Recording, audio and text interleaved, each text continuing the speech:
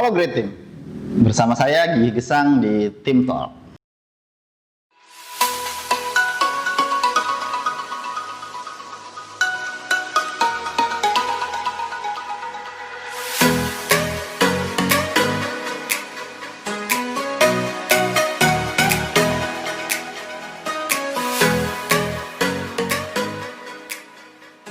Bagaimana membentuk sebuah tim yang solid? Berada dalam sebuah tim yang solid, sebuah great team, itu adalah impian kita bersama tentunya. Kita bisa berada dalam sebuah tim yang memang sangat engage gitu ya, tim yang sangat mendukung satu sama lain, tim yang saling membantu, tim yang berhasil gitu mencapai target yang kita tetapkan. Ini mungkin bisa diibaratkan sebuah klub sepak bola itu mencapai jadi juara gitu. Itu kebanggaannya mungkin seperti itu ya kalau kita tuh berada dalam sebuah great team. Lalu bagaimana sih cara membentuk sebuah tim menjadi sebuah tim yang solid, sebuah great team? Sebenarnya sederhana. Kalau kita bisa lihat komponen dari sebuah high performing team atau sebuah great team itu hanya ada 4. Pertama adalah goals, yang kedua adalah roles, yang ketiga adalah proses, dan yang keempat adalah interpersonal relation. Nah, keempat faktor ini bisa kita gambarkan menjadi sebuah piramida seperti gambar yang ini.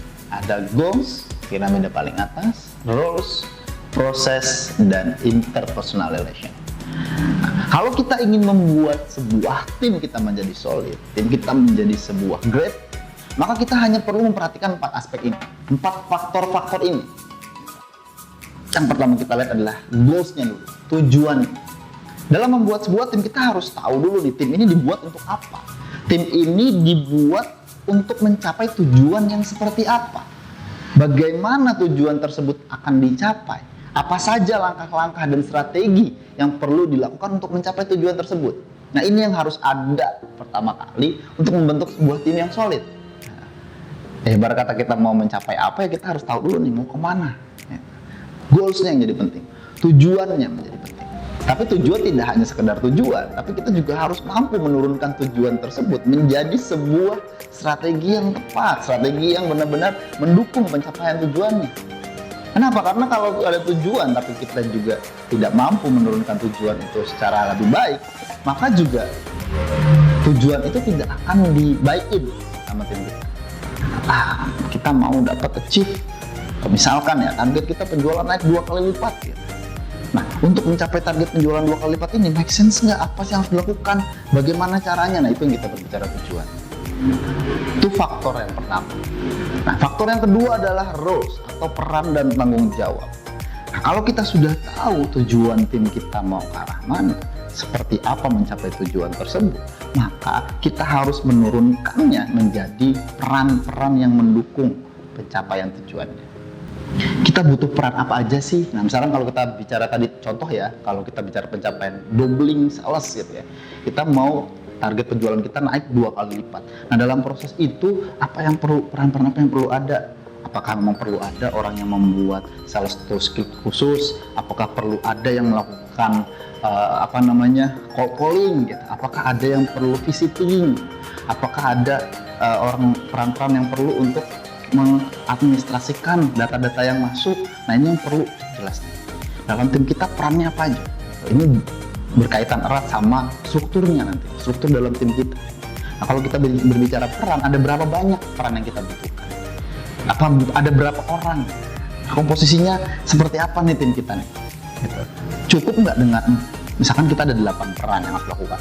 Ini juga tidak berarti harusnya 8 peran ini dilakukan oleh 8 orang yang berbeda. Tidak, tentu.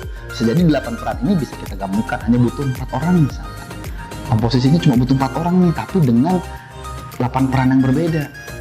Nah, untuk melakukan ini dibutuhkan kompetensi apa? Gitu. Peran-peran dan tanggung jawab yang harus dipegang ini.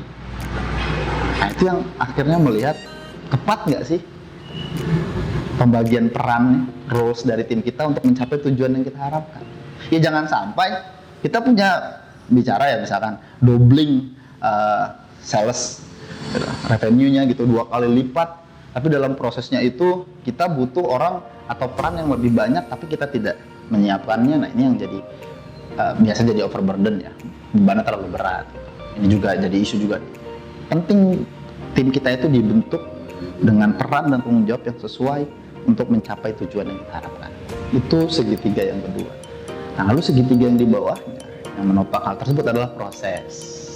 Bagaimana service level of agreement nih antara tim kita nih? Sudah tepatkah gitu bahwasanya peran A akan melakukan pekerjaannya sampai mana sebelum akhirnya diserahkan kepada tim yang satunya lagi, anggota tim kita yang lain. Bagaimana akhirnya anggota tim dengan anggota tim yang lain antar tim kita itu bisa saling berkoordinasi, seperti apa target pekerjaan yang diharapkan dari masing-masing peran yang akhirnya bisa diterima dengan baik oleh anggota tim yang lainnya. Nah, ini kita berbicara proses. Kita bisa lihat nih, bagaimana sih kolaborasinya antar anggota tim kita, bagaimana komunikasinya ini dibuat, bagaimana konflik resolutionnya dari anggota tim kita. Ini bicara proses. Ini yang mendukung peran dan tanggung jawabnya untuk mencapai tujuan.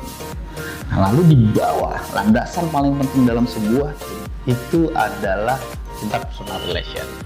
Nah, disinilah hubungan antar anggota tim, bagaimana kebersamaan satu sama lain, bagaimana anggota tim ini adalah orang-orang yang bisa dipercaya, apakah anggota tim kita ini adalah orang-orang yang bisa diandalkan satu sama lainnya. Nah, ini yang jadi penting. Kenapa? Karena kalau dasarnya ini, dasar hubungan antar tim ini itu tidak baik, maka ke atas-atasnya juga akan tidak baik. Percuma kita berbicara pencapaian tugas, bahwasanya kita mau doubling sales kita mau achieve target bisnisnya, itu tidak akan berhasil kalau dasarnya piramida paling bawah ini, hubungan interpersonal antar anggota tim itu tidak tepat. 4 faktor ini saja, dengan menguasai 4 faktor ini dan kita melihat tim kita dari 4 faktor tersebut, maka kita bisa pinpoint isu yang paling tepat buat tim kita. Oh, ternyata dalam proses ini, perannya kurang tepat nih, komposisinya kurang orangnya, tambahkan orangnya.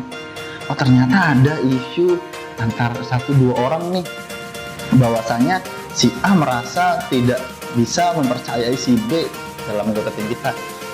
Resolusi konfliknya adalah di situ, bahwa bagaimana menumbuhkan rasa saling percaya antara anggota tim kita. Atau jangan-jangan di tujuannya, ini tim udah mulai tidak termotivasi nih karena merasa tujuannya tidak mungkin tercapai.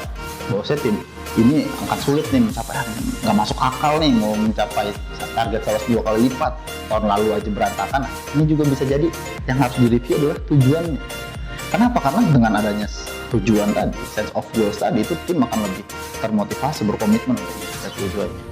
Kita bisa melihat dari 4 faktor ini, kita dapat membentuk tim kita menjadi tim yang solid, tim yang high perform, berkinerja tinggi itu dengan melihat 4 faktor ini.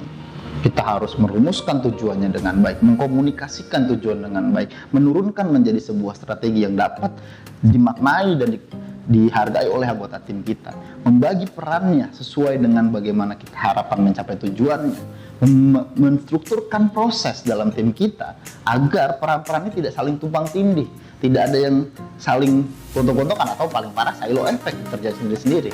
Nah, lalu di bawahnya kita bangun sebuah budaya, kita bangun sebuah nilai-nilai saling dengan rasa saling kebersamaan, saling menghargai, saling bantu, saling mampu diandalkan satu sama lain agar timnya mampu mencapai tujuan. Nah, ini 4 faktor ini. 4 faktor ini yang perlu kita kuasain, kita lihat dari tim kita agar kita mampu menciptakan sebuah tim yang solid.